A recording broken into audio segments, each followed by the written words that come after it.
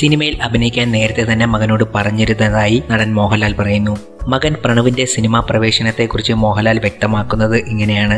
സിനിമയിൽ അഭിനയിക്കാനുള്ള മോഹം മോഹൻലാലിന്റെ അച്ഛനെ അറിയിച്ചപ്പോൾ അദ്ദേഹം പറഞ്ഞത് ആദ്യം ഡിഗ്രി എടുക്കാനാണ്. ഡിഗ്രി പൂർത്തിയാക്കിയ ശേഷമാണ് താൻ സിനിമയിൽ എത്തിയതെന്നും മോഹൻലാൽ വ്യക്തമാക്കുന്നു. മകൻ അപ്പുവിനോട് സിനിമയിൽ അഭിനയിക്കാൻ പലരും പറഞ്ഞിരുന്നു. താനും പറഞ്ഞിട്ടുണ്ട്. സ്കൂളിൽ ബെസ്റ്റ് ആക്ടറൊക്കെ ആയിരുന്നെങ്കിലും സിനിമാ അഭിനയത്തോട് അയാൾക്ക് താല്പര്യമില്ലായിരുന്നു. പിന്നീട് 2 സിനിമകളിൽ അസിസ്റ്റന്റ് ഡയറക്ടറായി അവൻ വർക്ക് ചെയ്തു. ഒരു സിനിമ ഉണ്ടാകുന്നതെങ്ങനെ എന്ന പഠനമായിരുന്നു അത്. പിന്നീട് ഏതോ ഒരു നിമിഷത്തിൽ അപ്പു സിനിമയിൽ അഭിനയിക്കാമെന്ന് സമ്മതിച്ചു. മകനായാലും മകളായാലും തന്റെ ഇഷ്ടങ്ങളൊന്നും തന്നെ അവരുടെ മേൽ അടിച്ചേൽപ്പിക്കാറില്ല. അപ്പുവിന് 26 വയസ്സായി. അവന്റെ ഈ പ്രായത്തിൽ രാജാവിന്റെ മകൻ പോലുള്ള വലിയ സിനിമകൾ താൻ ചെയ്തു കഴിഞ്ഞിരുന്നതായും മോഹൻലാൽ പറയുന്നു.